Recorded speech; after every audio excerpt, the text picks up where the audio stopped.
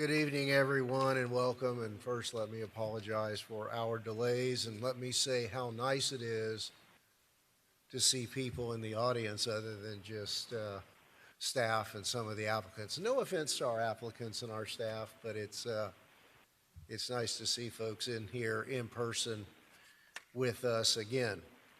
So today's May 26th, 2021, and I'd like to call the Homestead City Council meeting to order. Please rise and join with me in the Pledge of Allegiance. Pledge allegiance to the flag of the United States of America and to the republic for which it stands, one nation, under God, indivisible, with liberty and justice for all. Thank you all. Please be seated.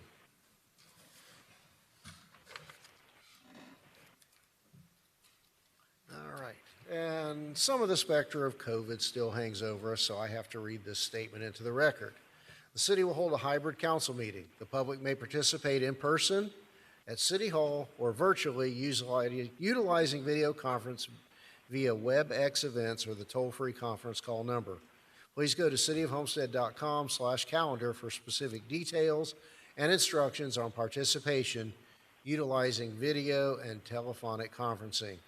The meeting can also be viewed live on the City Access channel or city website at cityofhomestead.com.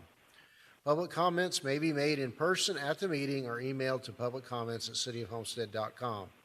Written public comments are limited to 300 words per comment, and comments on specific agenda items and general comments should include your name, address, the item you'd like to comment on, and your comment.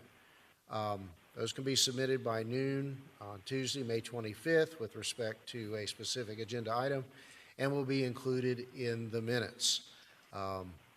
Written public comments on general matters may be submitted up until 30 minutes after the end of the council meeting and will also be included in the minutes. Roll call, Madam Clerk. Councilman Roth, Here. Councilman Shelley, Here. Councilwoman Avila, Here. Councilman Fletcher, Here via phone. Councilwoman Bailey. Here. Vice Mayor Faircloth Staggers, Present. Mayor Losner. Here. Thank you. Are there any additions, deletions, or deferrals to tonight's agenda? None? Mr. White, any? All right, our first item tonight is titled An Expression of Appreciation to State Representatives Jim Mooney and Kevin Chambliss, who well represented us in the Florida legislative session that ended just a few weeks ago. And we would like to afford them an opportunity to come forward and also have our governmental, lobbyist is a bad word, so I'll call them government affairs people, our bookends, the Jose's, Jose Fuentes and Jose Diaz, join the representatives and please, talk to us about the successes that were enjoyed by the city in terms of budgetary items at the session. So, representatives and Mr. Fuentes and Diaz, the podium is yours.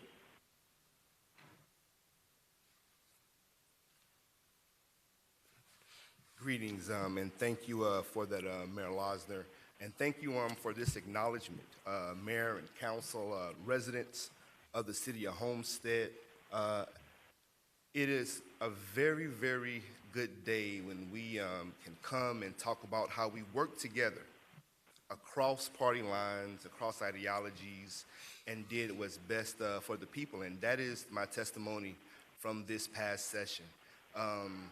Before session even began, right after election, myself, Representative Jim Mooney, State Senator Ana Maria Rodriguez got together and made a pledge that we do exactly that we'd work on projects. We started brainstorming how we could figure out how to make sure we were putting community first. And I'm proud to say that we were able to accomplish that. We were able to accomplish that, whether it was legislation or whether it was appropriation items that dealt with whether our water or focused on our agricultural community. We were able to support this area in a bipartisan way wholeheartedly from day one. And that is my testimony. I really appreciate the support of the city in making sure that we understood the needs and we understood what to address. We do know that there's a lot of work ahead of us, but this particular group of legislators, we worked very well together. We were communicating with each other, and even now, after viewing your beautiful librarian, we're brainstorming ways in which we can work together even more moving further. And so that is my testimony, Mr. Mayor. Thank you for acknowledging us here.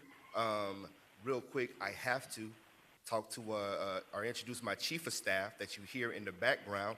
That is my son and my wife and family that are here to celebrate, this bipartisan testimony that we have to present before Mayor and Council and the citizens of Homestead. Thank you so much, sir. Thank you, Representative Chambliss. Yeah, Kevin said really all that could be said. Mayor, Vice Mayor, in cyber world, and council and staff. For the first time, I get to meet you in face-to-face, which is a wonderful feeling. The entire process was, as we know, very complicated and convoluted at best. But I can tell you that Representative Chambliss hit the nail on the head that we made a pledge to take care of our citizens first. And we're not politicians. All we care about is our communities. I will tell you that now that we have an understanding of the process, which will make no bones about it, 10 years local government, did not prepare me for what goes on in Tallahassee. Did not prepare me. That said, I look forward to working with staff and the citizens when you come for appropriations, because I know that I've got a guy standing here to my left that's going to be there. We're going to fight for each other in each other's corner, and that's our job. And we fully expect to be handed a plate full of requests, because we now know that the more we get, the more we can ask for. We make no pledges that we'll bring it all home. We make a pledge that we'll work hard to do that. And with that said, I can tell you that your team behind me are rock stars, and they were constantly in our offices. One of the few lobby firms to actually be in our offices for the most part up there. But they came in and they're very fun to work with, to the point, process oriented. That's all that matters is here's what we need. Let's try and achieve those goals. And with that said, I look forward to September when committees start. And hopefully we'll be on some committees together. We were on several this year. So that was fun. And again, we'll put all our efforts into you. Yeah, but give us something to work for if you would, please. And with that, I'll turn it over to your legislative team behind me. Well, before they come hog the mic, I just want to reiterate that as two freshman members of the legislature, you were, I believe, wildly successful in your first session for the communities and the districts you serve. And I know we're going to hear more about that in just a moment. And for that, we thank both of you. You both had some experience in similar processes in the past. It's difficult, and I want to thank you for your commitment and your tenacity, without which we would not have the results for Homestead that we're going to hear about in just a moment. Again, thank you both. Appreciate it. Come back anytime. Mr. Mayor, Madam Vice Mayor, council members, Madam Manager, thank you so much for giving us an opportunity to, first of all, represent the city of Homestead. I think that the members that we have, I know the members that we have this year, unusual to any community, we had a whole shift of the deck. We have a new 2 House members, a new state senator, and I can tell you we didn't miss a beat with your representation. These 2 members honestly worked through the COVID experience, which I don't know if any of you know how hard it was to get to offices and being escorted by police officers to meet your member, but I will tell you that they were constantly on top of the issues. And we don't want to talk about the appropriations that we're anticipating, because we still have to go through a gubernatorial process, and that's the budget. But I will tell you that many of the requests that the city of Homestead made this past year and made it to this process, to the 1 yard line. So we've got to make sure that in these next few weeks that we're vigilant and we work toward that goal. The other part is that there was language that we've worked on for a long time, which is the stadium language, the agreement, and I think that made it further than it's ever made. And I'm going to let Jose Diaz, because he's my colleague who's worked with me, and honestly, we work great as a team, so I want to share some of that. Thank you. I think the representatives and Jose Fuentes has really said it all. One of the main things that I'd like to add is to thank you, Mr. Mayor, because you took the time in this, with COVID going on and everything, to get on the plane and come up. And even though I've been doing this process for 20 some odd years, and this was the strangest year we had. You couldn't even walk into the Senate. We were meeting with senators in picnic benches that they had set outside. And you were walked with, in the House, the staff had to come meet you at the door. They walked you to the meeting, and they had to walk you out of the building. So there was no socializing in the hallways or trying to catch members. So having you come up and meet with our members and with incoming leadership was important to help getting, like, for our racetrack issue, which is the farthest we've been able to get it in so many years, and we're going to keep working that issue. But you were an important part of that. So I just wanted to thank you for that. Appreciate that. And I'm looking forward. I can't reiterate. Our new members, me and Jose were a little worried. Oh my God, we're going to have freshmen. And Senator Rodriguez, one term in the House, but a freshman senator, and they did not skip a beat. Did not skip a beat at all. It was great to work And if with one them. of you could go through the litany of our budget victories that we hope will be make the final cut, those items that Homestead received.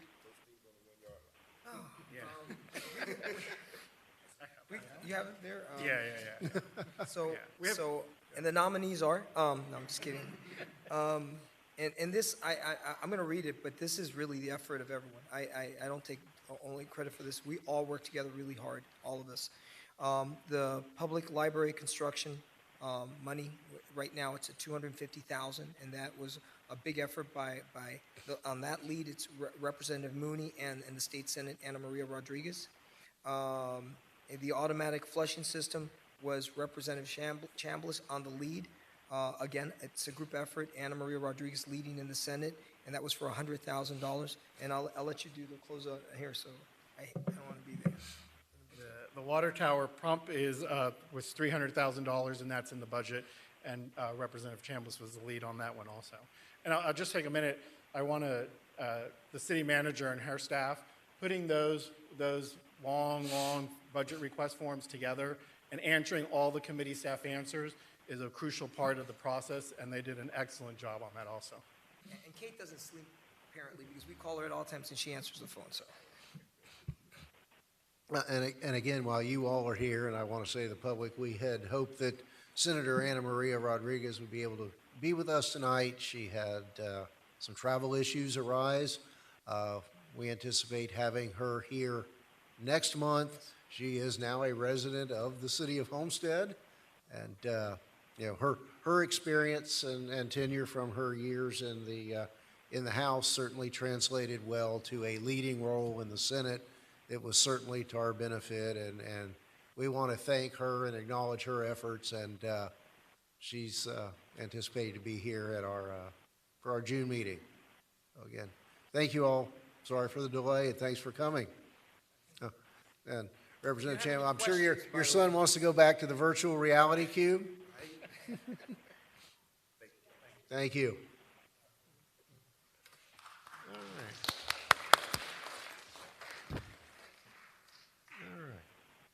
Next item, consent agenda, tabs 1 through 6.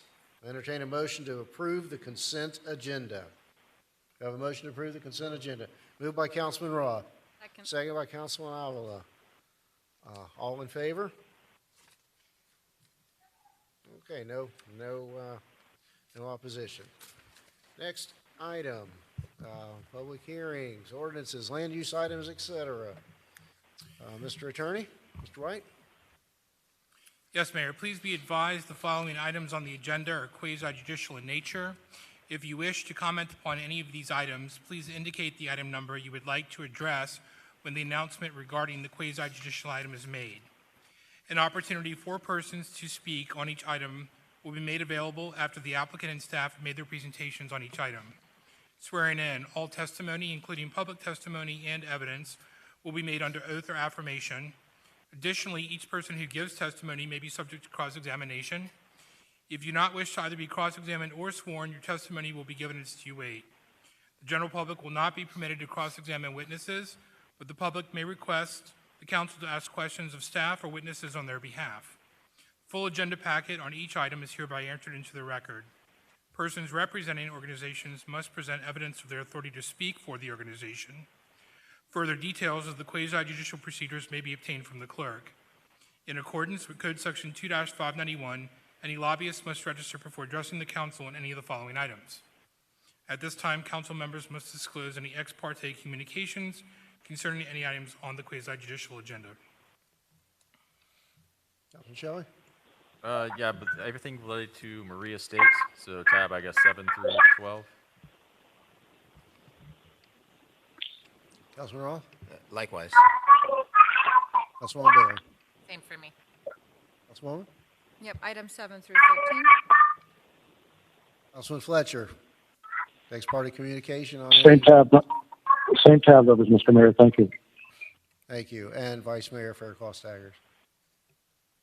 Yes, all of the tabs relative to Maria Estates. Thank you. And I will acknowledge likewise with respect to those items. Thank you. So at this time, I'd ask the clerk to swear in any persons who wish to testify on the quasi-judicial items. Could you please stand and raise your right hand? Do you hereby swear or affirm to tell the truth and nothing but the truth, so help me God? Thank you. You may be seated. So Mayor, tab 7 through 13 all pertain to the same proposed project, Maria Estates, proposed residential subdivision. I could introduce each one of these items. We can collectively have a public hearing. They're all intertwined. And then at the conclusion of the public hearing, we could take them in order, starting with the rezoning, the variances, the site plan, and the tentative plat. Are there any objections from council to hearing these items in Moss? Okay, let's do that. Right, so just bear with me. Got a couple of things to read here. So tab 7 is the second reading of an ordinance of the City of Homestead, Florida, approving the rezoning requested by VFP Homestead LLC from general use G zoning district to residential R2 zoning district for an approximately 10.94 acre parcel of land generally located on the northwest corner intersection of Southwest 328th Street and Southeast 18th Avenue as legally described in Exhibit A, providing for conflict, severability, and an effective date. Tab 8 is a resolution of the City of Homestead, Florida, granting a variance request from Section 30-114, Regulation Subsection 1, Building Site Area Requirements of the City Code of Ordinances to permit the minimum building site area to be one lot or parcel of land, 4,000 square feet in area, for 94 of the 114 proposed dwelling units, where the minimum required building site is 7,500 square feet for the development of 114 dwelling units. Generally located on the northwest corner intersection of 328th Street, Southeast 18th Avenue, as legally described in Exhibit A and providing for an effective date. Tab 9 is a resolution of the City of Homestead, Florida, granting a variance request from Section 30-114 Regulations, Subsection 1, Building Site Area Requirements of the City Code of Ordinances to permit parcels of lots to have an average width of at least 48.20 feet, where the City Code requires parcel lots to have an average width of at least 60 feet for the development of 114 dwelling unit single-family residential subdivision, generally located northwest corner intersection of Southwest 328th Street and Southeast 18th Avenue, as legally described in Exhibit A and providing for an effective date. Tab 10 is a resolution of the City of Homestead, Florida, granting a variance request from Section 30-114 Regulations, Subsection 5, Rear Yard Requirements of the City Code of Ordinances to permit every principal residential building to provide a rear yard setback of a minimum depth of 10 feet measured from the rear lot line, where the City Code provides that the principal residential building shall provide a rear yard of a minimum depth of 25 feet measured from the rear lot line for the development of 114 single-family dwelling units as part of a residential subdivision located on the northwest corner intersection of 328th Street and Southeast 18th Avenue, as legally described in Exhibit A and providing for an effective date. Tab 11 is a resolution of the City of Homestead, Florida, granting a variance request from Section 30-114 Regulations, Subsection 4, side yard requirements of the City Code of Ordinances to permit the width of each side yard to be not less than a minimum 5 feet 5 feet 0 inches, and corner setbacks to be a minimum of 10 feet, where the City Code provides that the width of each side yard shall be not less than 10% of the average width of the lot, minimum 5 feet. For corner setbacks shall be a minimum of 15 feet. For the development of 114 dwelling unit single-family residential subdivision lots generally located on the northwest corner intersection of Southwest 328th Street, Southeast 18th Avenue, as legally described in Exhibit A and providing for an effective date. Tab 12 is a resolution of the City of Homestead, Florida, granting site plan approval requested by VFP Homestead LLC for the development of a 114 dwelling unit single-family residential subdivision on an approximately 21.93 acre parcel of land generally located on the northwest corner intersection of Southwest 328th Street and Southeast 18th Avenue, as legally described in Exhibit A and providing for an effective date. And finally, tab 13 is a resolution of the City of Homestead, Florida, granting tentative plat approval requested by FVP Homestead LLC for the development of a 114 dwelling unit single-family residential subdivision on an approximately 21.93 acre parcel of land generally located on the northwest corner intersection of Southwest 328th Street and Southeast 18th Avenue, as legally described in Exhibit A and providing for an effective date. Thank you, Mr. Attorney. Mr. Cordino. Yes, sir. I'll try to summarize as Mr. Attorney did. We have 1, 2, 3, 4, 5, 6, 7 of the applications on, not 9 like we had last time. We're recommending an approval of the rezoning from G to R2, but we're recommending denial of the variances in lot size, lot width, rear yard, side yard.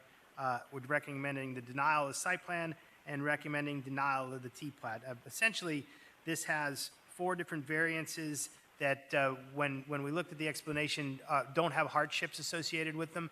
And so it's not that they couldn't be built the correct way or to the code, just that, as a matter of doing this development the way the applicant preferred to do it, they chose not to do it. So it just doesn't fit the hardship criteria in our code. And that's why we're recommending denial. Since we last spoke in December, the applicant has dropped 2 variances. One of them was the front yard variance, and the other one was the max lot coverage variances. They're providing 6 models of homes.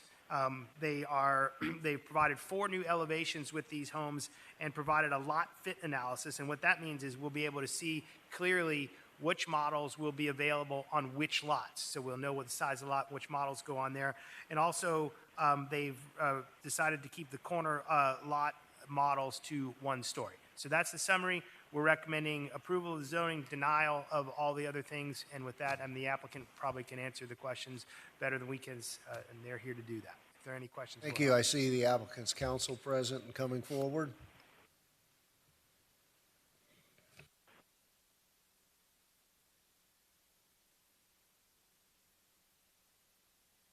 Son of Holland Knight with offices at 701 Brickell Avenue on behalf of FVB Homestead LLC, and I'm joined this evening by my colleague Amanda Nowchiff. Although we have a full presentation prepared, I don't think it's going to require that. I think we've had sufficient meetings to detail a lot of the things that we've done with respect to the site. I want to highlight some of those items that we've done with respect to the information that we received from the council the last time that we met and had a full board presentation back in December of 2020. So the core thing that I want to first talk about is that one of the variances that we had was really being tripped up by one model, which was the Alex model that was causing a variance on all of the lots that were being proposed for development on the site. We have removed that model in order to reduce the number of variances on the site, particularly with respect to the lots. As Mr. Cordino noted, we have also reduced 2 of the variances, eliminated them completely. We took out the front setback variance and the maximum lot coverage variance. But in addition, 2 other variances, we substantially reduced the number of lots that they apply to. So if you look at the corner side setback, the side setback, they applied to all of the lots, and then the rear setback also had applied to all of the lots when we first came before you. We've reduced both of them substantially to where now they only apply, the corner side setback applies only to 10 lots, and the rear setback only applies to 20 lots. So when you take those together, you only have 8% of the lots that are going to have the corner side setback, and you're going to have 17% of the lots that would require the rear setback. In addition to that, we took to heart what the council was telling us regarding the size of the homes with respect to the height. We heard the neighbors loud and clear. We reduced the height from 2 stories for northern perimeter and the western perimeter to 1 story, so that you would have 1 stories next to 1 stories in Tennessee estates.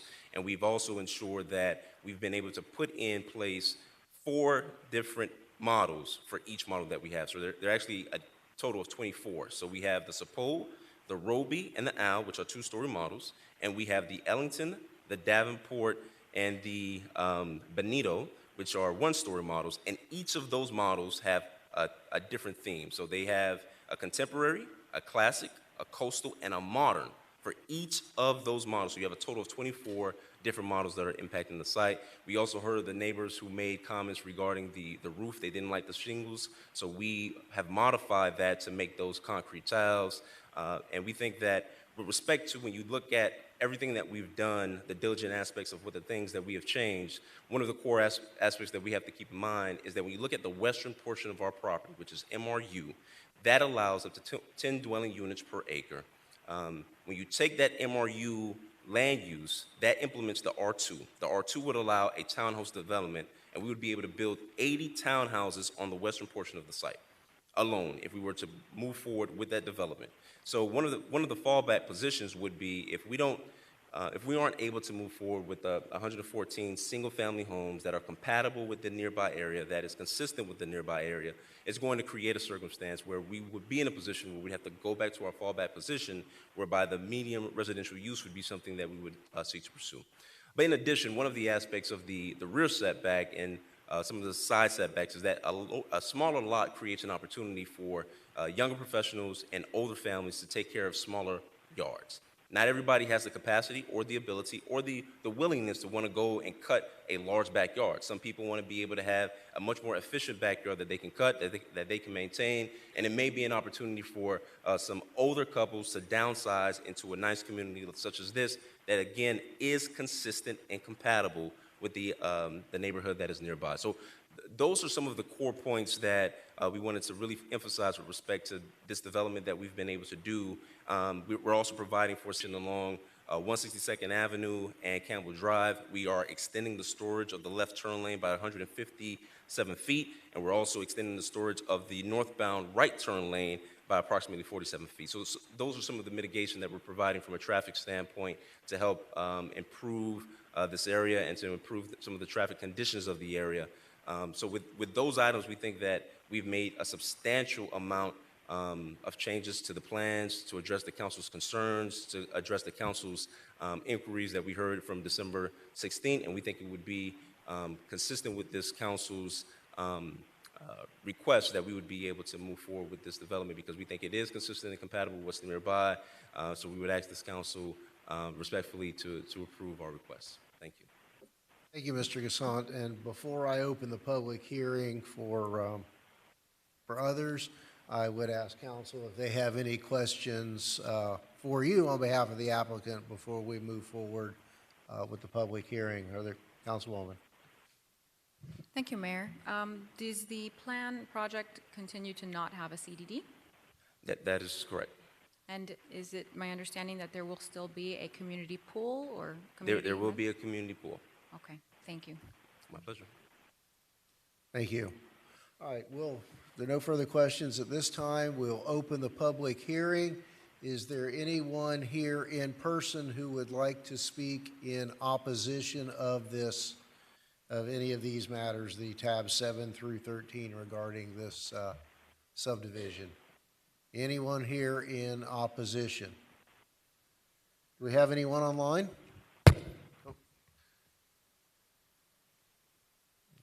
Seeing none, Mr. Mayor. Well, we've got apparently someone to speak. So if you would come down and give us your name and address for the record, and Good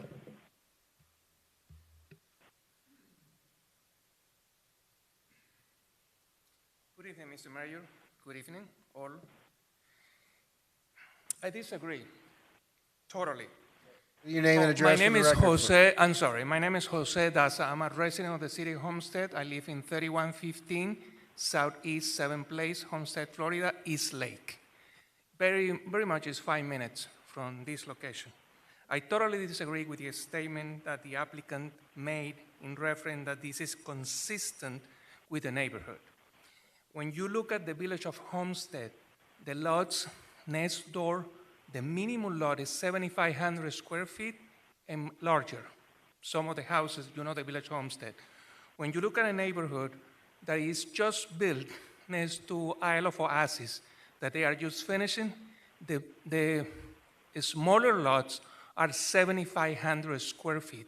Beautiful homes, beautiful neighborhood. It's within a walking distance of this neighborhood. And if you look at the other Isle of Oasis, again, the lots are 7,500 square feet, and perhaps maybe some of them that might be around 5,500 square feet. So I totally disagree that this is consistent with the neighborhood. Now, there are some townhouses, which is different. Oh, there is a neighborhood, if I'm not mistaken, on the other side of Village of Homestead, where there are nice houses right next door, 7,500 square feet and larger. Beautiful homes, villages, you can see it, the quality of construction, the neighborhood. This is going to be really the opposite because of the smaller lots. When you look at 4,500 square feet, small yards, and the design of these houses that was presented, quite frankly, is going to really shock, architecturally speaking.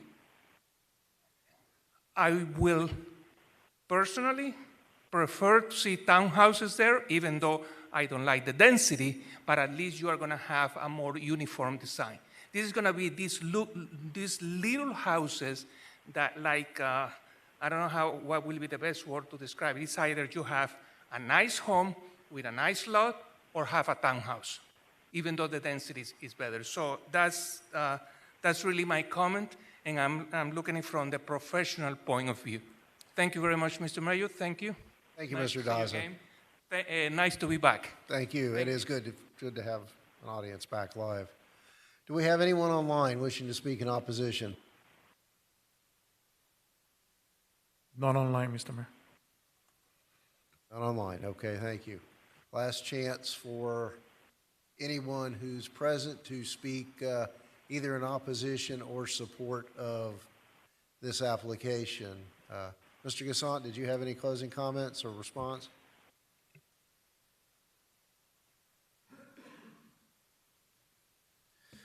Thank you, Mayor, for the opportunity for rebuttal. I will reference just 4 different sites. We would have shown it on the presentation, but out of respect for your time, we haven't gone through our detailed presentation.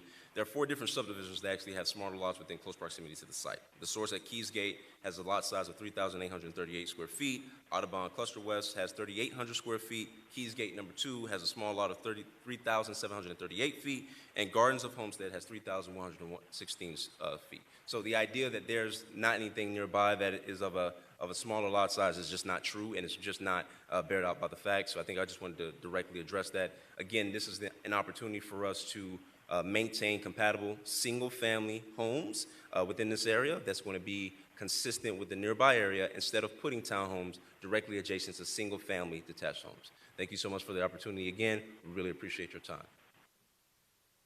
Thank you. Appreciate it. You might want to hang around in case something comes up as council begins to discuss this. So at this point, any questions or comments from council on any of these items? Councilman? Great. Thank you. I think this package has come a long way since it was before us a couple of months ago, and it's very unique. It's a tough call. I want to be real clear that without the modifications that were made, had I been called upon to cast a final vote 2 months ago, it would have been a no. But I think you have addressed many of the concerns that you could reasonably address with council, as well as the neighborhood with not having the adjoining 2-story homes looking into the single-family neighborhood, as well as the lot sizes that that line up. I think it's come a long way, and it's interesting. Mr. Cordino kind of comes from a technical standpoint, and that's his job. And this kind of your comments earlier, Mr. Director, play into some of the conversations we've had about code, that you had to look at it in terms of hardship. And again, for the public and for council, the denial pretty much across the board hinges upon those provisions of the code, not necessarily that it is a bad or undesirable layout. Some people may differ on that, but it's, I think, important to note that the denial was put in terms of no hardship was shown for, which I guess is a nice way of saying, if you get beyond the lot size and frontage, if you build a smaller house, you're not faced with some of those variances. And again, with the way the code is written at this point, and not being able to, being locked into that higher density in the back that's now being spread out among the whole thing. So I think there's been a lot of concessions, both ways. And, for me, this is really a tough call, but I think it's a unique location.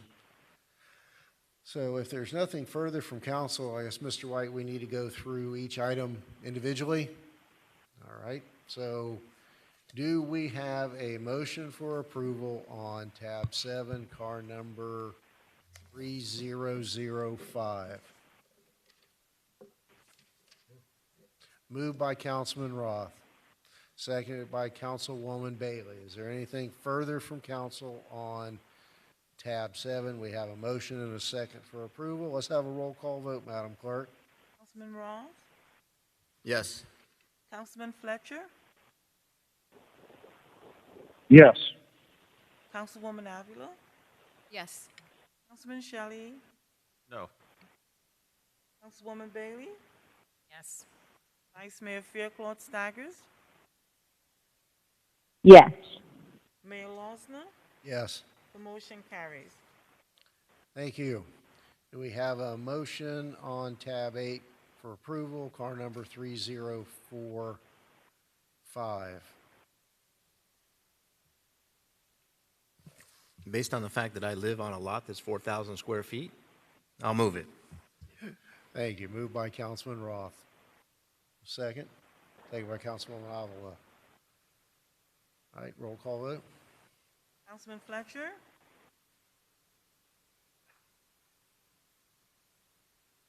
Councilman Fletcher? Yes. Councilman Roth? Yes. Councilman Shelley? Councilwoman Bailey? Yes. Councilwoman Avila? Yes. Vice Mayor Faircloth Staggers? Yes. Mayor Losner? Yes. The motion carries. Thank you. Do we have a motion for approval of tab 9, car number 3046, public hearing number 2018-86? Move it. Moved by Councilwoman Avila. Second by Councilman Roth. Roll call vote. Councilman Shelley? Councilwoman Bailey? Councilman Roth? Yes. Councilman Fletcher? Yes. Councilwoman Avila? Yes. Vice Mayor Faircloth Staggers? Yes. Mayor Losner? Yes. Motion carries. Thank you. We have a motion for approval of tab 10, car number 3048, public hearing 2018-88. Motion for approval? Mayor, sorry, if I may, I have one question about the rear setbacks. We spoke about this a little bit with the lanais. If it's approved as is and a buyer decides that they would like to have that optional, it's an optional lanai that they have in the That is plan? correct. Does that affect them in any way to choose it or not? This rear setback would allow for a lanai on any of the sites?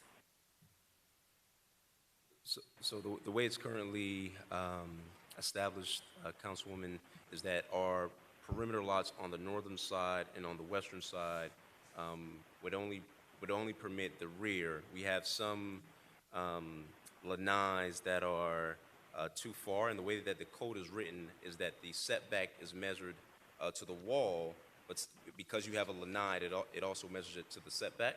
So the issue in this scenario would be that it would not cover a lanai in certain instances because of the setback limit of the rear setback. If staff is willing, I think we could have a modification whereby the variance would recognize that the lanais would be, the rear setback would be extended to the extent that a lanai is provided to ensure that the homes and the home buyers would be able to have a lanai in their backyard, if that's something that they would be willing to accept. I think that's too big of a change on the fly to be able to do right now. We have a certain set of plans that are based on this, so we'd have to modify the plans to reflect that.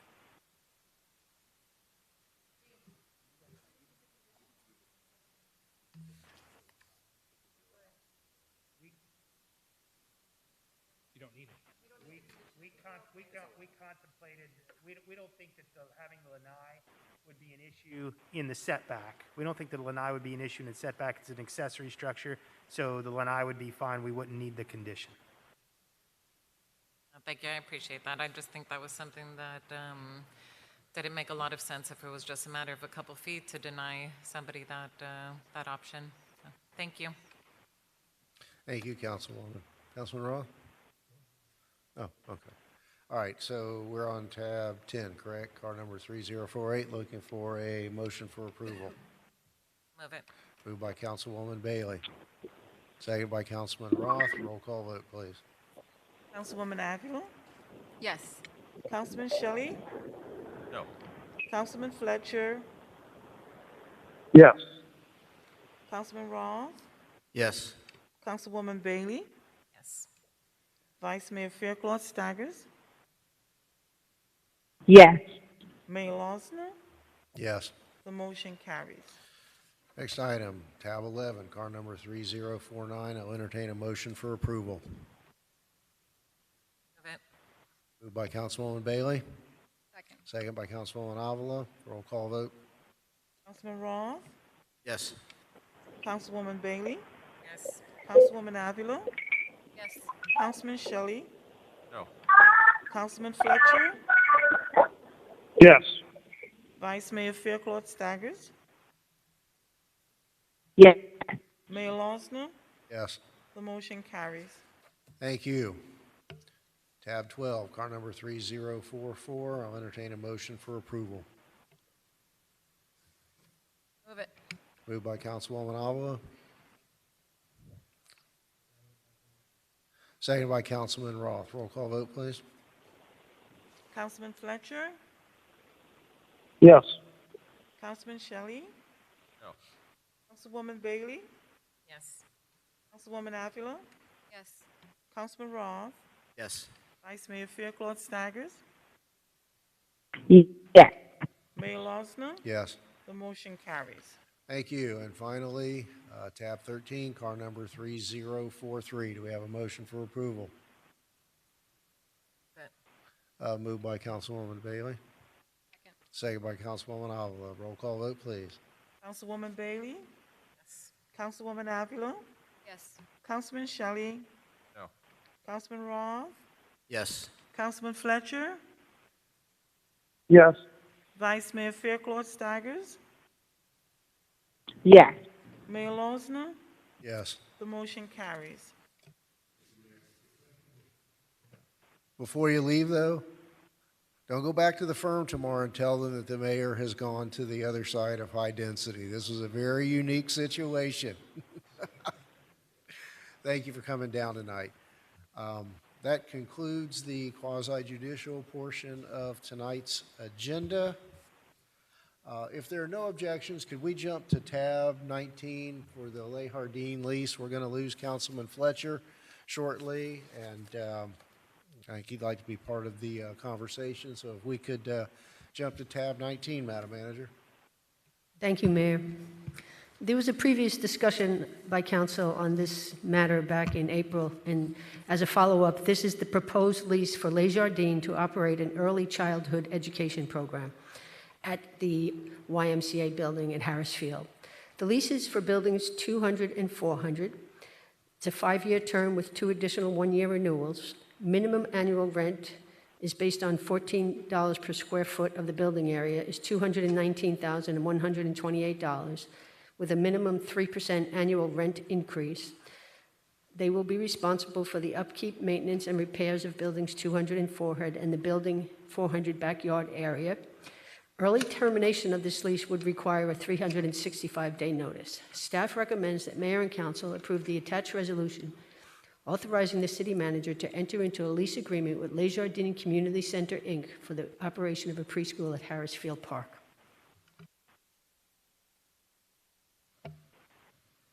That it? Yes, sir, that's it. All right, well, let's have Mr. Pearl read it and read the resolution before we open the discussion.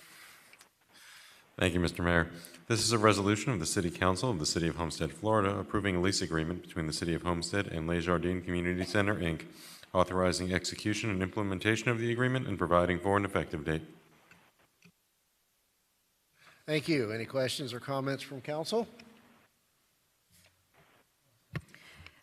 Madam Manager, can you tell me where or which section references the early termination or the ability for council to go into RFP for the entire building, as discussed? Where in the contract? Okay. Councilwoman, it's in section 5.4. It's an early termination provision.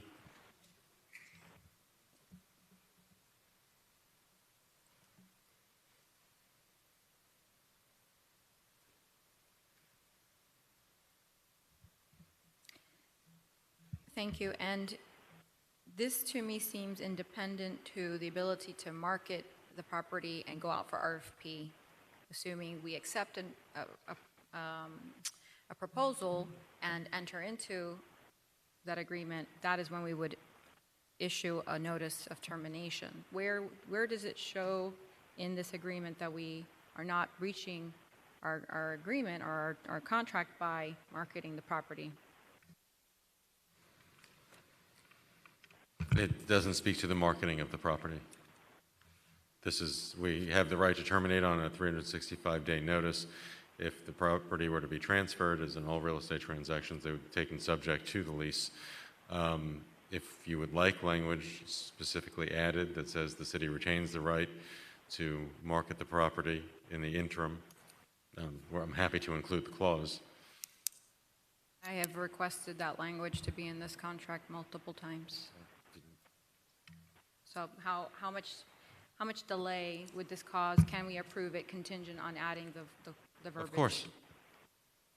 We can, no delay at all. We can, if you would like us to add that provision, we can make a motion to that effect as proposed with the inclusion of the proposed amendment, and we move right along. And also, Councilwoman, we're well aware of that request. We know that was part of the council discussion, but my understanding was if in fact the city determined that they were going to go out for an RFP, that would be when the 365 days would kick in, and we would have the ability to do that. But we can absolutely add that clause. Thank you. With the intent of council, the majority of us wanting to keep that chip or cards on the table to market the property and put it out for RFP in the future at any time, I'd like for that specifically to be in here as a protection, that we're not breaking our terms of our contracts, but I don't necessarily think it needs to trigger that it's an early termination at the moment of marketing. I understand. Are you okay with the 365-day notice for the early termination? Okay. So if there's no objection from my colleagues, then I'm happy to make the motion to approve the contract with those revisions. Thank you. We have a second to the motion for approval as modified. Councilman Roth? Thank you. Seconded by Councilman Roth. Do you have some discussion, Councilman Roth? Or was that just a general for discussion? Just one thing. I'm just curious. Eddie, it's okay. It's okay. Why not more years on renewal time? I just don't get that. Why 2 one-year periods? I don't understand that part. Normally, you would extend them out much further than that. I didn't get anything else except for the 365 days. I didn't get an increase in rent. for market value, which is okay. It's all part of a negotiation, but that's one thing I don't understand. I've been doing this for a long time, and most tenants want more time, not less time. And landlords want tenants to stay longer because it costs money to turn them over. So I was just curious. Please. Good evening. Optional. Yeah. Mr. Mayor, Eddie Baronis, thank you for allowing me to speak. Mr. Councilman Ross Allen, listen, in the negotiations, we talked about it. We heard council. Councilwoman Avila, we heard you, and we don't have an issue with you putting that in the lease. We're willing to step in, because like I told you before, if you do go out for an RFP, we're definitely going to put in our proposal, because we feel that we're at this point, there's a partnership that we're building, and we negotiated in good faith. I think there was some concerns about giving us a 20-year lease. And we're okay with what we worked out. We're okay. Because I know that once we get in there and you see the difference, and you see how we keep all our facilities in this town, I think you're going to be pleasantly surprised. We're going to be, we're going to be providing a service. We're bringing an added value. I mean, this is $31 million that we brought in this past year in March to support that particular facility for the next 5 years. I can't go out. I can't tell you what's going to happen the next 5 years.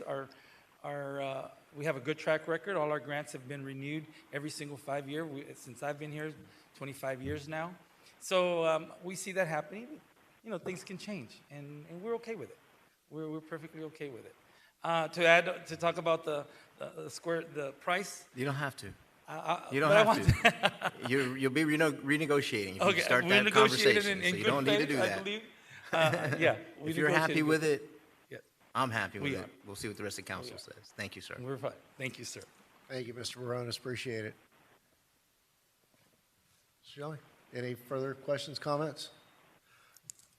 From my perspective, I really, in the free market between private owner and tenant, you would typically want further, but this gives us the ability. I mean, let's just say I'm familiar with the fact that the city has had prior negative experiences where properties have been tied up on a long-term basis. So I think this 5 years with the 2 one-year renewals is probably a fair balance between our interest in maybe doing something else, or perhaps they outgrow or want to expand. So it gives both sides really the opportunity of some flexibility. One question I have, Matt, is maybe probably more legalistic than anything. And I understand the idea behind the 365-day notice. But if you give that notice in the middle of the school year, the operator is kind of hamstrung. And depending upon the timing of the notice, either from the operator to the city, not so much, but I'm concerned that, I don't want to interfere with their school year. A blanket 365 may not fit what they need, and conversely, we may wish to waive that if they decide they've outgrown it, not doing it, whatever scenario is. May not necessarily be interested in holding their feet to the fire for that 365 days. And I believe Councilman Roth brought that up, and I understand the concept of not wanting to disrupt a school year, but I'm wondering how else we might be able to address that. Could it be put more in terms of, what's that? Go ahead. No, finish your thought, and then I'll comment, Mayor. Could it be more adequately adjusted that,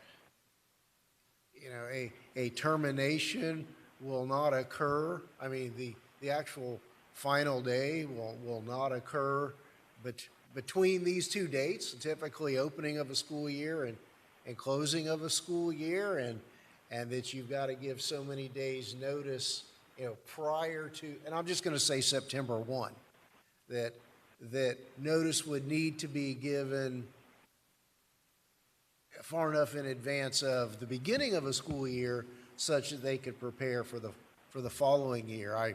I'm just not certain that a blanket 365 works given the nature of a traditional school year.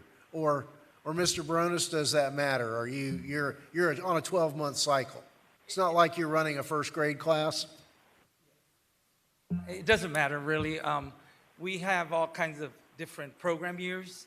It's based on the grant that we receive and when they start. So we have programs that start in July 1st, all right. September 1st, March 1st. I mean, they're just different depending on. So it's not like you're running a charter school with a traditional nine calendar. No, we're not in the calendar school okay. year system. So all right, so we'll doesn't leave really it as matter. it is and move on with the agenda. It's a moot point. All right, did we have a motion and a second for approval? We did. Do you have a question? No, okay. So let's have a roll call vote. Councilman Shelley? Yes.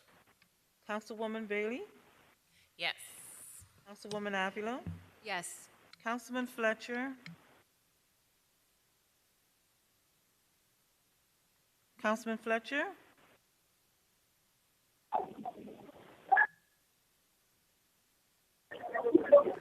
Yes. I thought you were getting your upgrade. Yes. Vice Mayor Fairclough Staggers? Yes. Mayor Lozner? Yes. The motion carries. Thank you. This is a big deal.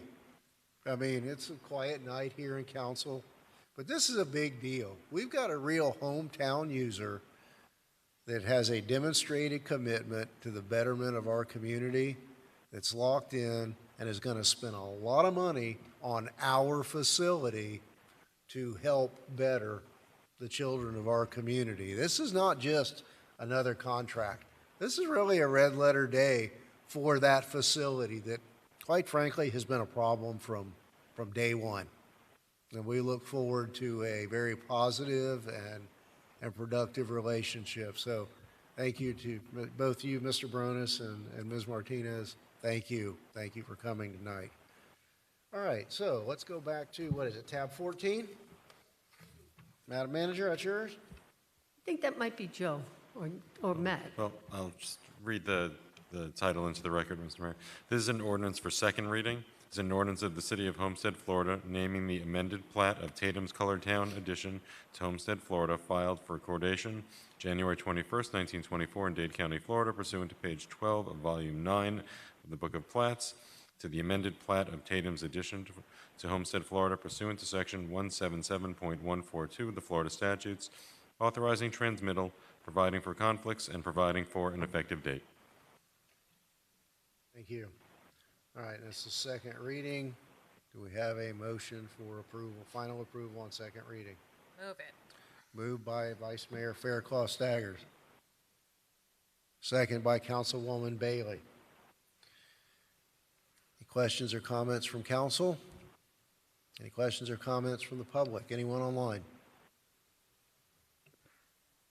None online. Let's have a roll call vote. Councilman Roth? Yes. Councilwoman Bailey? Yes. Councilman Fletcher? Yes. Yes. Councilman Shelley? Yes. Councilwoman Avila? Vice Mayor Fairclough Staggers? Yes. Mayor Lozner? Yes. Motion carries. Thank you. Tab 15, Mr. Pearl?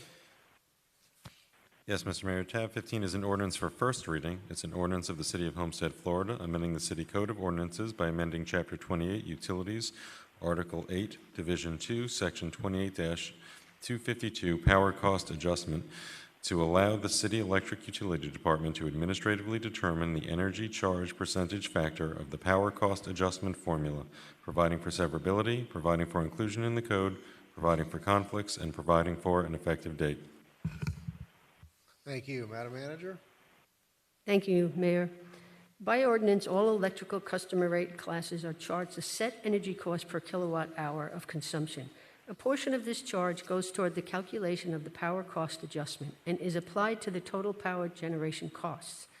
Council has directed that the determination of the amount that goes to power generation costs be handled administratively by staff within a set range as long as there is no impact to the customer energy billing rate. Staff recommends that the mayor and council amend Chapter 28 Utilities, Article 8, Electricity, Division 2, Deposits, Rates, and Charges of the City of Homestead Code of Ordinances by amending Section 28-252, Power Cost Adjustment, Subdivision B, Billing, to allow staff to administratively adjust the portion of the PCA energy charge as needed. This will not result in an increase to customers' electric bills.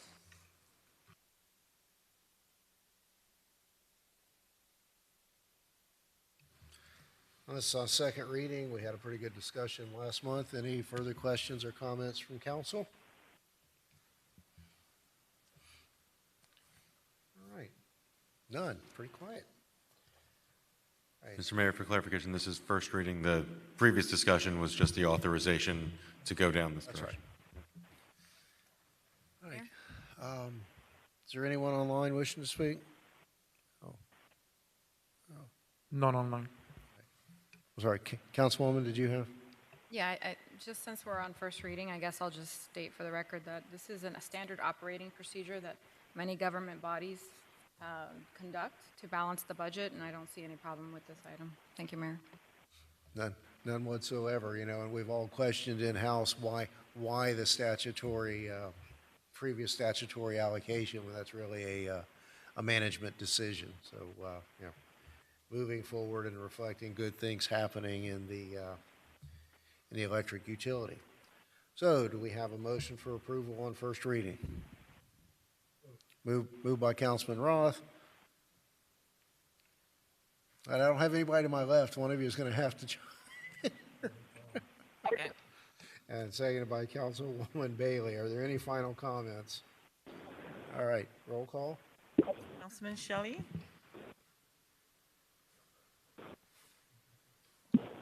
Councilwoman Bailey? Yes. Councilman Roth? Yes. Councilman Fletcher? Yes. Councilwoman Avila? Yes. Vice Mayor Faircloth Staggers? Yes. Mayor Losner? Yes. The motion carries. Thank you. Tab 16, is that you, Madam Manager? Yes, Mayor, it is. Thank you. On April 1st, 2021, the city was notified by the Miami Field Office of the U.S. Department of Housing and Urban Development, HUD, that certain CDBG grant funds, $157,389, were at risk of cancellation if not dispersed by September 11th, 2021. Included in these funds are $90,423 in surplus funds. Immediately following the notification, staff reached out to HUD to request an extension of this deadline, citing the COVID-19 pandemic and the recent surprise departure of our long-tenured CDBG consultant. Unfortunately, we were notified that because the deadlines are statutory, they cannot be waived. In an effort to expedite the expenditure and disbursement of these funds, staff recommends that the $90,423 in surplus funds be reallocated to renovate the restrooms at J.D. Red Park. Staff recommends that the mayor and council approve the reallocation of $90,423 in community service block grant CDBG surplus funds for the restroom renovations at J.D. Red Park. We are, mayor and council, still awaiting approval for HUD on this, but we're hoping that we're able to get this done. Thank you. Thank you. Any questions from council? No? Okay. Any public comments? Seeing none online, Mr. Mayor. Okay, so we need a motion for approval. I move it. Moved by Councilwoman Avila, seconded by Councilwoman Bailey. Roll call. Councilwoman Avila? A resounding yes. Councilman Roth? Councilman Shelley? What are we voting on? I just stepped back in, sorry. CDBG? Okay, yes. Councilwoman Bailey? Yes. Councilman Fletcher?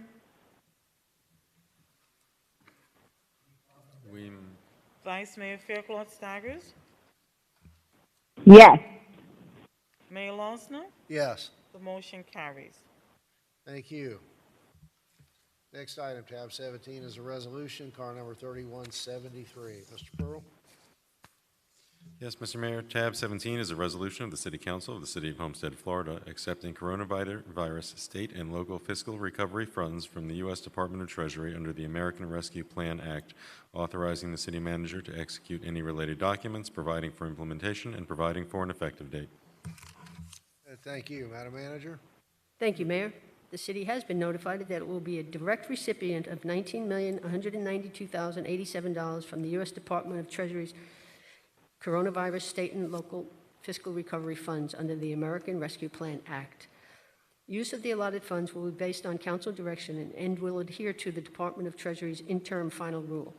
This item is to set up a separate special revenue fund for these dollars. Staff recommends that the mayor and council approve the attached resolution establishing the American Rescue Plan Act Special Revenue Fund with estimated revenues and appropriations of $19,192,087. Thank you. And just to clarify, this is just for authorization to accept $19.2 million. We've already accepted that allotment, but this is just for us to set up a special revenue fund from a finance perspective. Very good. Okay.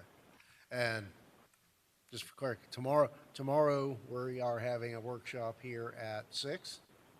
5:30, a 5:30. workshop on the use of these funds, yes. Our viewing public, we have a workshop at 5:30 here tomorrow to discuss the allocation of those funds within the parameters of the act. All right. Moved by Councilman Roth, seconded by Councilwoman Avila. Is there anyone wishing to speak on this matter either in person or online? Not online. Nope. All right. Let's have a roll call vote. Councilwoman Bailey, Yes. Councilman Shelley, Yes. Councilman Roth, Yes. Councilwoman Avila, Vice Mayor Fairclough Staggers, Yes. Mayor Losner. Yes. The motion carries. Thank you. Tab 8, car number 3177, Cultural Affairs Facilities Program Grant Application. Mr. Pearl? Yes, Mr. Mayor, tab 18 is a resolution of the City Council of the City of Homestead, Florida, authorizing the submission of a grant application to the Florida Division of Cultural Affairs Cultural Facilities Program requesting $200,000 for the HSC Performance and Event Area and further authorizing an amount of $400,000 as the city's required matching funds. Thank you. Madam Manager? Thank you, Mayor. The City of Homestead is applying for a $200,000 grant from the Florida Division of Cultural Affairs for a new bandshell and restrooms at the Homestead Sports Complex Park. The grant requires $400,000 in matching funds. If the grant is approved, we'll bring the item back to council, at which time we'll identify where the match will come from.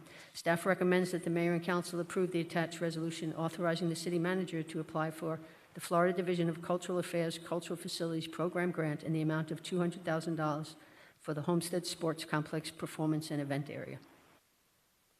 Thank you. Any initial questions from council? Thank you, Mayor. I have one quick question. Would that matching funds have to go toward something to do with the bandstand, or could that be allocated to a different part of the park? I believe they would have to go to this particular part of the park. Thank you. Any further questions from council? All right. Is there anyone either in person or online wishing to speak on this matter?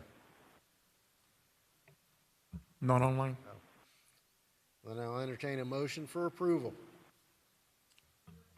Moved by Councilwoman Avila, seconded by Councilwoman Bailey.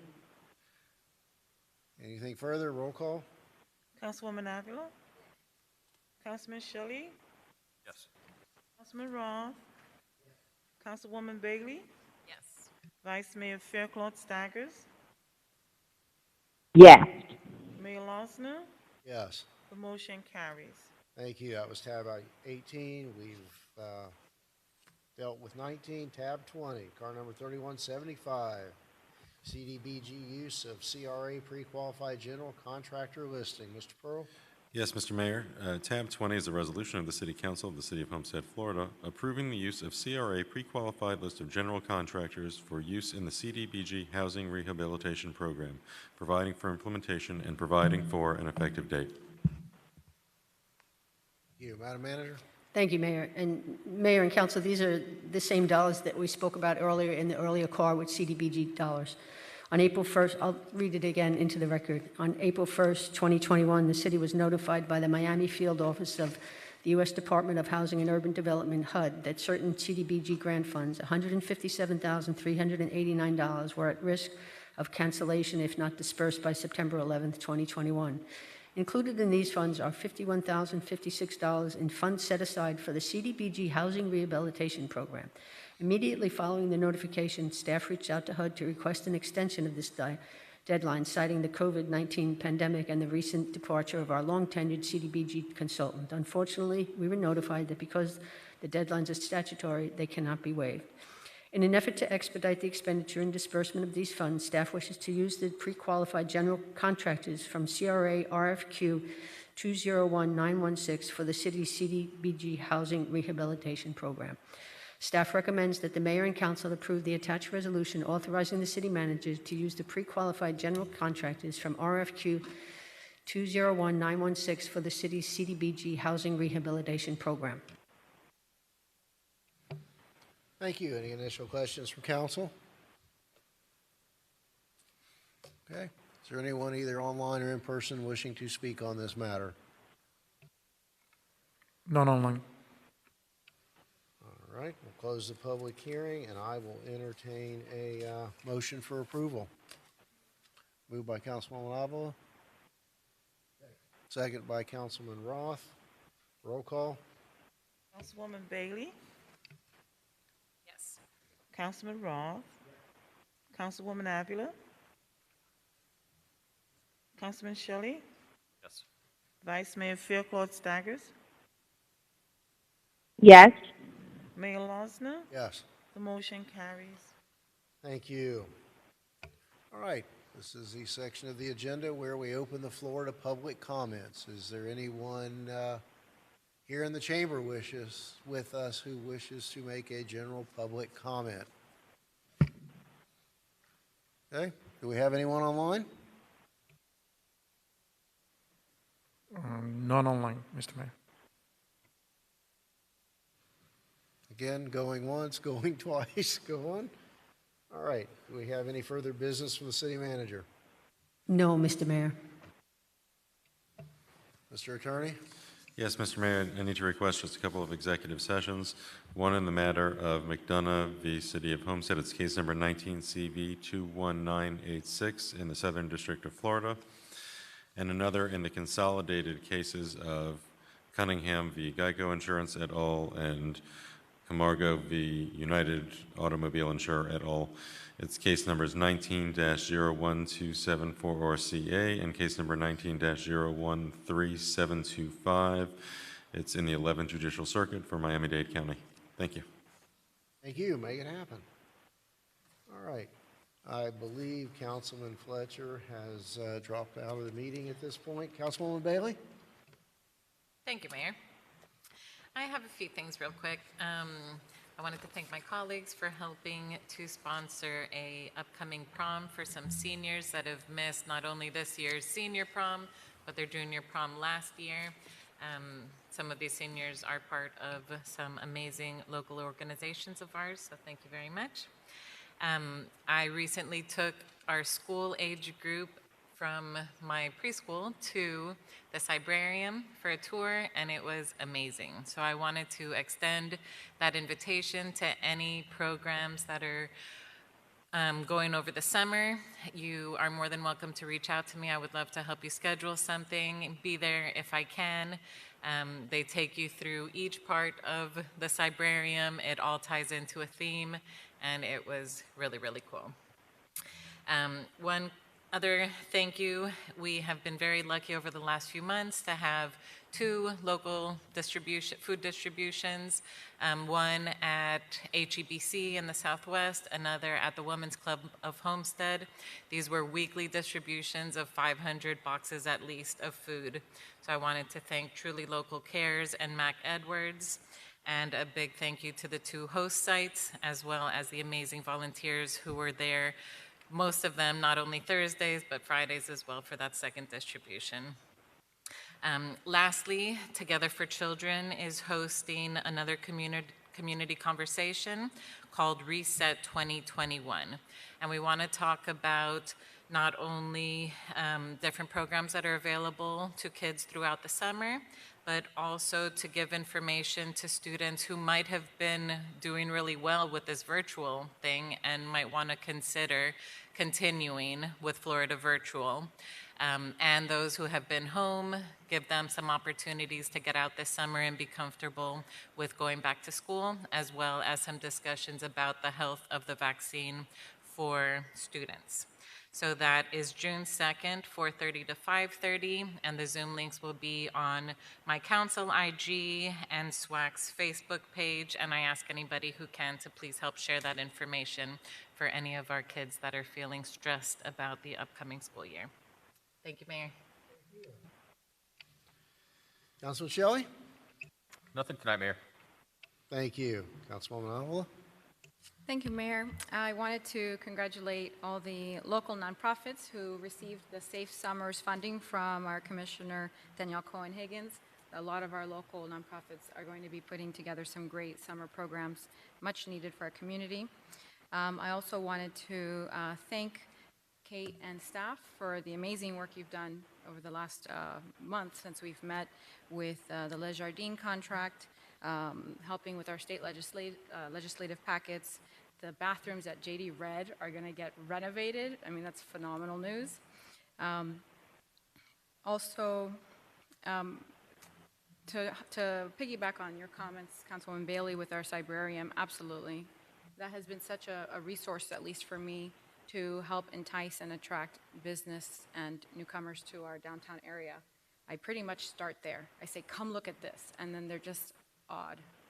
And the conversations go from there. Specifically, Community Smiles, who is an organization that offers heavily discounted dental help for children and families. They are considering a location down here. They may very well go to Showbiz Plaza or somewhere else in our downtown. So I'm very happy to bring them to the table and consider Homestead as a second home.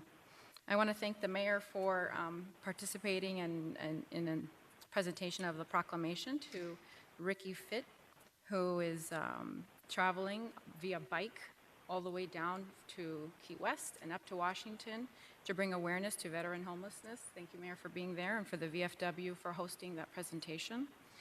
As well, I want to thank the Women's Club for hosting a wonderful Woman of the Year event, and all the sponsors that made that happen and possible. It's also a fundraiser, a scholarship fundraiser for that organization. It was a great time with the mothers, and happy Mother's Day to everyone. And leading into June, I want to wish everyone who's a father, happy Father's Day. And I want to announce a partnership with Hombres con Propósitos, which is translated to Men with a Mission, Men with a Purpose. We'll be doing a similar event, Man of the Year event, to recognize the male leaders within our community, the male role models, which I think is very important to recognize as well. That'll be coming up June 25th. It's a luncheon open to the public for purchase, and it's also for a nonprofit organization too. And congratulations to all the graduating seniors coming up, and to all the ballerinas and dancers that are having their recitals. This is a great time of year to wrap up for our families and to see the community come together, especially coming out of COVID and having the recitals at Donna Lee, or at our Seminole Theater.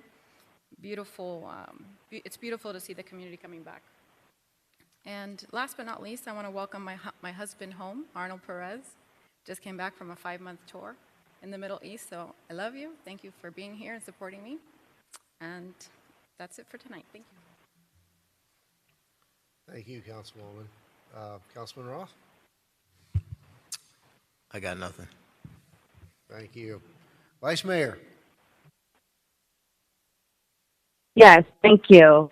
I too would like to congratulate all those graduating seniors for the senior class of 2021. I wish all of you the best as you embark upon a new chapter in your life. Additionally, I'm so excited about all of the programs that are available for our students this summer. A lot of robust programs being offered by our nonprofits as well as our school district. This is the first year in probably over 25 years that students in public schools will be eligible to participate in what we used to call summer school, but it's called summer camps this year. Students in pre-K through essentially 12th grade can participate in summer programs. If they're interested in more information on how to register, they can access the following website, summer305@dateschools.net. Parents, we are encouraging you to get your students, your children active this summer, be it participating in a nonprofit or by way of these summer camps being held by our public school district. Considering the academic learning loss that has been experienced this year due to the COVID-19 pandemic, it's very important that we fill that gap for our students this summer and engage them in some academic enrichment experiences so that they are prepared for what we would hope to be our new normal for back to school. So parents, please, please take advantage of that. The Education Committee was excited to be able to support our Rookie Teachers of the Year and Teachers of the Year by way of gifts to acknowledge their recognition. At our next council meeting, we'll have a really nice slideshow to show the community and my colleagues and to give thanks to those teachers who were recognized at their respective schools. That's all I have, Mayor. I have nothing further. Thank you. Thank you, Vice Mayor. Well, under my business, we had tab 21, but if there's no objections, let's go to the two more straightforward items under my business. First, the appointment to a vacancy, the seat formerly held by Steve Sapp to be replaced by Ariana Cabrera for a board seat on the Homestead Housing Authority. I'd like a signification of approval for her appointment. Any questions, discussion? Moved by Councilman Roth, seconded by Councilwoman Avila. Any further questions, comments? All in favor? Thank you all. And the second is the appointment of Homestead resident Curtis Cooper to the Police Pension Board. Moved by Councilman Roth, second by Councilwoman Avila. All in favor? All right. No nays. Thank you. All right. So I know that let me give some background on my next item, and these are some items that kind of took a back seat with the advent of COVID, and some came to the fore during my weekly weekend morning forays into the community to continue to cut down and pull up illegal signage. It's amazing what you notice as you go through certain neighborhoods, and and also in connection with some of my other concerns of some code overhaul in addition to the land use item. The first item should have been in an email that Kate circulated today. You're looking for it? It's kind of what it looks like. Kate, the manager, circulated it earlier today. Okay.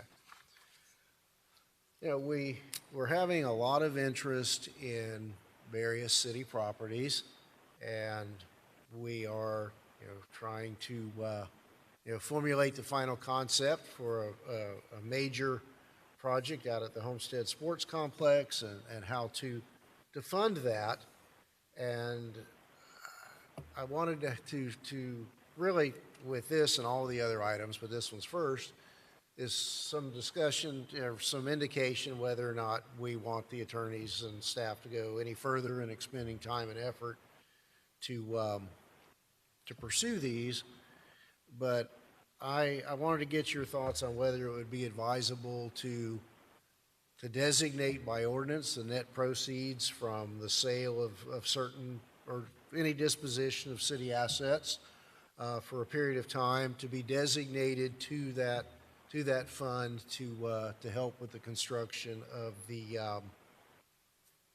park that we've all seen the concept for at the Homestead Sports Complex. You know, I'm aware that the future councils can always unwind an ordinance, but I thought it would be a really good, you know, signification of our dedication to that and not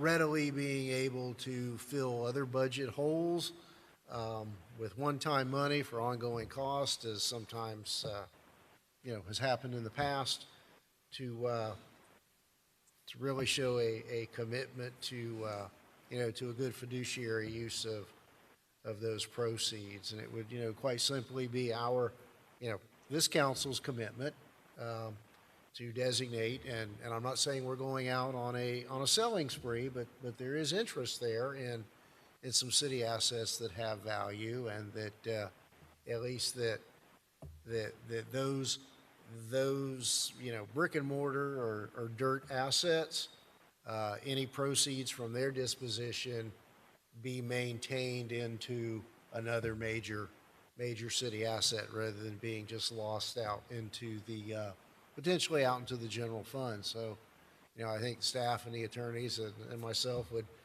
you know, welcome your thoughts and commentary on that philosophy. Yes. Councilwoman, yes. Thank you. Surprise, surprise, I'm absolutely in favor. I think that it's a good step in the right direction, and it puts the priority in first position. The email that I saw, though, it had a lot of other items on there, so that's separate, right? Okay. Thank you, Mayor. Okay, thank you. Yeah, it's just, you know, I want to take it item by item. So are we, is it a consensus here? And Vice Mayor, feel free to chime in at any time, interrupt us. Our consensus to indicate to the attorneys to go ahead and start perhaps crafting an ordinance along the lines of that designation of proceeds, if any, from the sale of certain assets to that park fund. Councilman Shelley.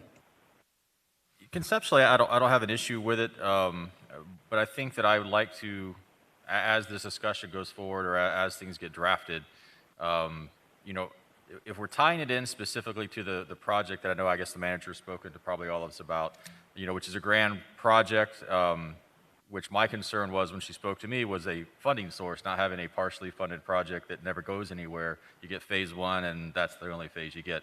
So this would provide a mechanism to potentially help ensure that phase two, phase three, or however many phases exist in that particular project get built and get done. So in that respect, I support that concept. I'm not as big of a fan of just having a pot of money for parks in general. So that's where I kind of want to tie the two together to say, as we discuss that grand plan for that park, if we're all on board with that and we come up with the plan, that then we have this kind of a mechanism as the ideal funding source longer term. And I support that a lot. But just to have a general parks pot, I don't know that I just want to have this sitting there. Yeah. Be clear, my intention is as to this project. Then in that case, I'm supportive of seeing how that gets tied together. Thank you, Mayor. Very good, thank you. All right, you know, so many of you know, I'm a big believer that aesthetics go a long way to create desirability downtown and in our neighborhoods. And, you know, for me, bars on windows really send the wrong message, not only on commercial buildings, but in residential areas as well. And I happen to believe that there's potentially a health, safety, and welfare issue. I recall the first time I was on council, there was a duplex fire just south of Homestead Middle School. I recall that several children perished in a duplex because they couldn't get out due to the bars on the windows. And I just, you know, and again, it's two-tiered. I think that perhaps as part of the discussion we can have tomorrow night in terms of facade grants and economic development and rehabilitation, that we can temper the concerns on the commercial side of the bars. And this is also kind of tied into, and I'm seeing it more and more often, and you know, on the commercial side, we see it across the street right here on the corner of Washington Avenue, where vacant commercial buildings are shuttered up. Many homes have never, you know, they don't take down their shutters anymore. And again, for me, it's a value, it's an aesthetic, it's an appearance, as well as a health, safety, and welfare issue. And you know, maybe we could begin to look at what some other communities do in terms of you know, bars on windows and shutters that are in place, at least on the residential side. I mean, clearly, you know, there are some businesses that are going to close accordion shutters every night and on the weekend. I understand that, but in terms of being boarded up or paneled up, you know, again, just for discussion purposes, do we want to have our attorneys take a look at that and come back to us as to what other communities might do and what constraints, you know, building codes may play with, you know, the enactment of some of those issues. We're not going to be Coral Gables, but you know, I really think we can have a much better appearance than we do now. Thoughts, comments? If you give me my 10 extra officers and we make the town safer, I don't see why people would object to taking the bars off, especially if there's CRA money to help with facade improvements, et cetera. So, sounds good to me.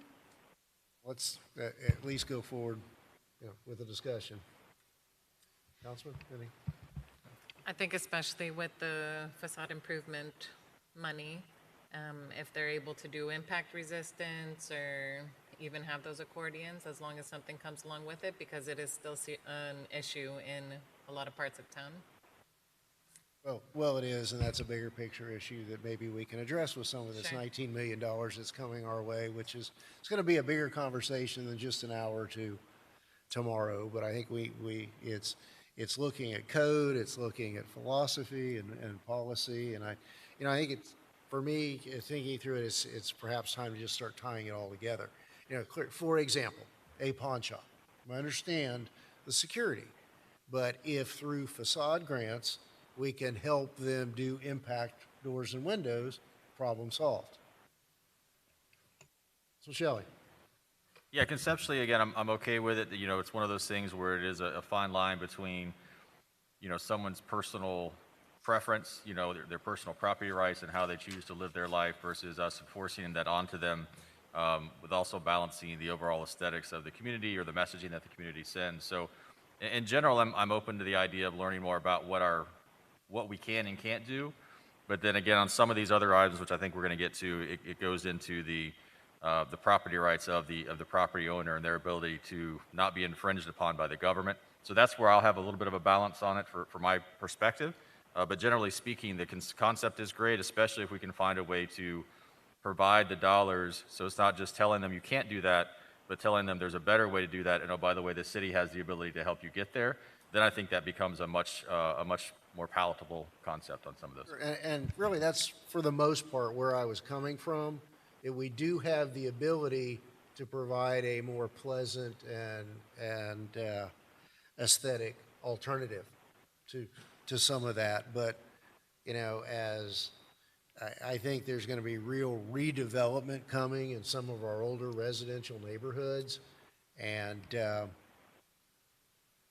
hey, look, quite frankly, as I've ridden around with folks who have come to town to look at and talk about making significant investments here, there's some pretty embarrassing neighborhoods, and not limited to one area. And it's in terms of, you know, trash and the condition of properties, and I understand that balance, that fine line of leave me alone.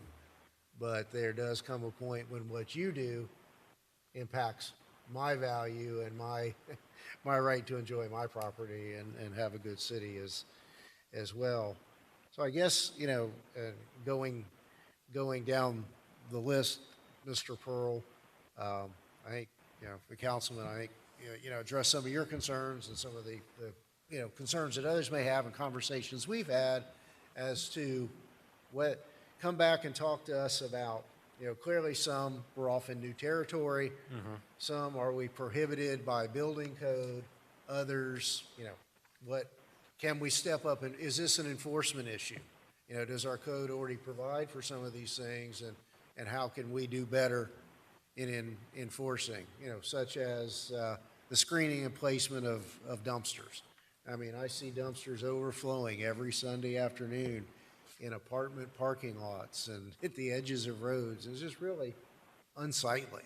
And I think, perhaps we're going to have the ability to help property owners address some of those things. So, ahead of tomorrow's workshop, I wanted to get this on our radar as something that I think needs to go hand in hand with that rescue plan funding that we're going to receive, as well as, other grants, and just step back and take a look at what do we want our community to look like. And I think that's very, very important. So, with your consent, can we have, it's probably going to involve development services and the attorneys to kind of categorize, is this an enforcement? Do we need to tweak the code? Can we not do this? Or how can we accomplish these issues? Mr. Roth, Councilman Roth? I just have one thought, and I was at a place today, and there's got to be personal responsibility as well. I was at a business today, and I was ashamed to walk in there with the parking lot full of litter and trash inside the city of Homestead. So there would have to be a public relations campaign on the city to get involved with part of this, because the personal responsibility aspect of it really relies on the owner or the tenant of the building. Our new building on Campbell and Flagler, we're out there almost every day picking up trash because it blows over from the business adjacent to us. And I just think it's more of a personal responsibility, pride thing when it comes to the litter part, the trash part. The bars, windows, and all the other stuff is different. But I think it's just, if you love your community, if you love your business, and you love your customers, you have to take some pride in the business that you operate. So I just think that that's part of the equation as well. Thank you. No, I absolutely agree. To some extent, it is going to be a very long and involved educational process, particularly, there's some recurring offenders every week, and I send management pictures every Sunday afternoon and Monday morning of the repeat offenders. Some of it's going to take some detective work. I mean, clearly it's construction debris from other sites that's regularly being dumped in the city and in these spots, and others where, and it may need to be a partnering with the agricultural community where they help us educate their folks who live in town that, those green cans with the wheels, that's where you put your empty beer cases, not out on the grass right away for us to pick up every morning. It's really getting to be a very noticeable and bothersome problem for a lot. That's one of the biggest, other than traffic, that's still one of the biggest complaints I receive, just the general appearance. And I think it's going to be a multifaceted solution. Mr. Pearl, did you need to add something? I didn't need to add. You raised a number of issues. I just want to make sure that we're responding with what you're looking for. So several of the issues related to appearance, screening of chain link fences, screening of dumpsters, things like that. We have provisions in our code that address these issues in some fashion or another. Would you like a sampling of the way other communities that you find more attractive address some of these issues? How can I provide you what you're looking for? I think that would be a good start with respect to some of those, some of the residential aesthetic. Okay. And kind of maybe a refresher for us as to what our code is on the placement and screening of dumpsters. We've talked about, the manager and I have talked about the educational process, and do we have recourse, for habitually offending properties that are rental, do we have some recourse? Do we have some enforcement to pursue the owners?